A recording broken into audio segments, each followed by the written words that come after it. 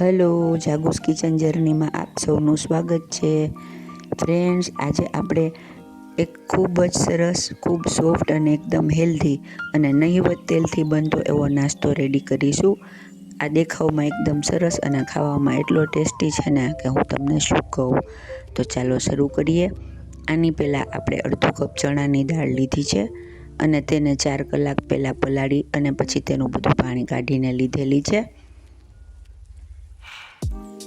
પાણી કાઢી નાખવાનું છે. ત્યારબાદ તેને આપણે એક મિક્સર જારમાં લઈ લેશું અને જરૂર લાગે તો સહેજ પાણી ઉમેરી અને તેનું સેમી થીક એવી પેસ્ટ બનાવીશું. પેસ્ટ સાવ સ્મૂથ કરી નાખવાની નથી, સહેજ કોર્સ રહે તેવી રાખવાની છે. હવે આપણે તેને એક બાઉલમાં ટ્રાન્સફર કરી લેશું.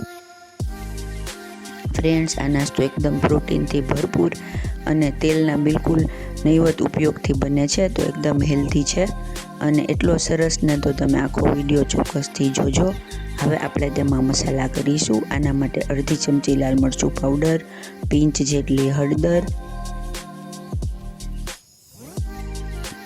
5 ચમચી જેટલી હિંગ, અડધી ચમચી અજમો અને સ્વાદ મુજબ મીઠું ઉમેરીશું.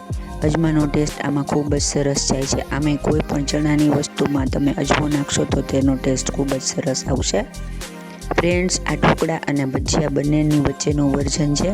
જેને ઓઇલી ખાવું ન હોય તે આ ખાઈ શકે છે અને જે આથા વગરનું ખાતા હોય તે પણ આ ખાઈ શકે છે, કેમ કે આપણે આમાં આથો લાવતા નથી, તરત જ બનાવીએ છીએ.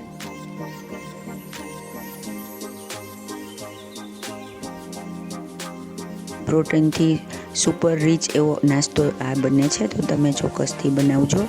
ત્યારબાદ આપણે તેમાં 1 થી અડધી ચમચી જેટલું અધકચરું ખાંડેલું લસણ લેશું અને 1 ચમચી આદુ મરચાંની પેસ્ટ અને 1 મોટી સમારેલી ડુંગળી લેશું.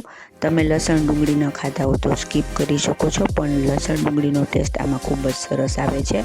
અને અડધો કપ જેટલી ઝીણી સમારેલી કોથમીર લેશું. આની અંદર તમે પાલક પણ એડ કરી શકો, તે તમારી પાસે જો અવેલેબલ હોય તો તે પણ ખૂબ જ સરસ લાગે છે. તે ઝીણી સમારીને અડધો કપ જેટલી નાખવી હોય તો લઈ લેવી, પણ અત્યારે આપણે કોથમીર જ નાખેલ છે. બેટરને 5 મિનિટ સુધી રેસ્ટ કરવા મૂકી દેશું. ત્યાં સુધીમાં આપણે નાની વાટકી લઈ લેશું અને તેને તેલથી ગ્રીસ કરી લેશું. તમે ઢોકળિયાની વાટકી તમારી પાસે હોય તો તે પણ લઈ શકો છો, અથવા તો તમે થાળીમાં પણ કરી શકો છો. આપણું બેટર રેસ્ટ થઈને રેડી છે. હવે આપણે તેમાં 5 ચમચી જેટલો બેકિંગ સોડા ઉમેરીશું. આ આપણે રેગ્યુલર ખાવાનો સોડા આવે તે જ લીધેલ છે. તેના ઉપર થોડું પાણી રેડી અને તેને એક્ટિવેટ કરી લેશું.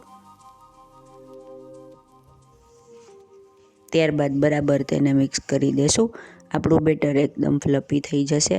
આમે આપણે ચણાની દાળ ક્રશ કરીને લીધેલી હોવાથી તે એકદમ ફરસી અને સરસ બને છે. લોટ કરતાં આનો ટેસ્ટ ખૂબ જ સરસ આવે છે. હવે આપણે વાટકી અડધી ભરાય એટલું બેટર તેમાં નાખીશું. આખી વાટકી આપણે ભરી દેવાની નથી. ફ્રેન્ડ્સ, જો તમે મારી ચેનલ પર નવા હો તો મારી ચેનલને સબસ્ક્રાઈબ જરૂરથી કરજો અને બાજુમાં રહેલ ઘંટડી દબાવી દેજો, જેથી મારી નવી રેસીપીનું નોટિફિકેશન સૌથી પહેલાં તમને મળે. હવે આપણે એક સ્ટીમર ગરમ કરવા પહેલેથી જ મૂકેલું છે. તેમાં આપણે વાટકીને પ્લેસ કરી દેશું અને ત્યારબાદ ઉપર લાલ મરચું પાવડર થોડો સ્પ્રિંકલ કરીશું. તમે કોથમીર પણ નાખી શકો છો, પણ લાલ મરચું પાવડરનો લુક સરસ આવે છે. હવે આપણે ઢાંકી અને 12 થી 15 મિનિટ સુધી ફાસ્ટ ગેસે તેને ચડવા દેશું. હવે જોઈ લઈએ, જુઓ ડબલ ક્વોન્ટિટી થઈ ગઈ છે અને આપણે એકદમ સરસ ફૂલાઈ અને રેડી થઈ ગયું છે. હવે આપણે તેને લઈ લેશું અને ઠંડા થવા દેશું. ફ્રેન્ડ્સ, હમણાં મને થોડી પગમાં તકલીફ હોવાથી મારાથી વિડીયો રેગ્યુલર બનાવી શકાતા નથી, તો પણ તમે મને પહેલાં જેવો જ સપોર્ટ આપજો અને મારી અવનવી રેસીપી જોવા માટે મારી ચેનલને સબસ્ક્રાઈબ ચોક્કસથી કરજો.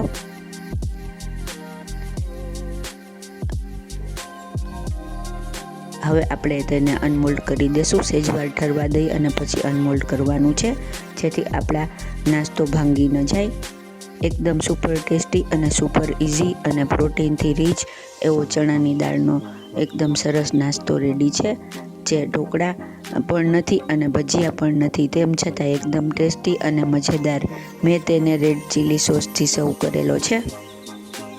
તમે ચટણી પણ સર્વ કરી શકો છો, જેને એકદમ જોરદાર, ખાવામાં એટલો જ મજેદાર છે. તો તમે ચોક્કસથી બનાવજો.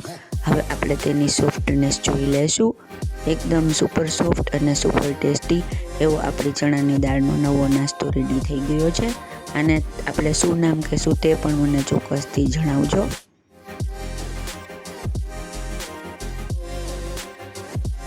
જો આપણે એને તેની સોફ્ટનેસ જોઈ લેશું. જુઓ છે ને એકદમ જોરદાર, જાણે કેક લેતા હોય એવી જ ઇઝીલી આ સ્પૂનથી આવી જાય છે અને ખાવામાં એકદમ ટેસ્ટી અને એકદમ જોરદાર છે. તો તમે પણ ચોક્કસથી બનાવજો અને ખાઈને મને જો બનાવી અને કહેજો કે મારી રેસીપી તમને કેવી લાગે છે.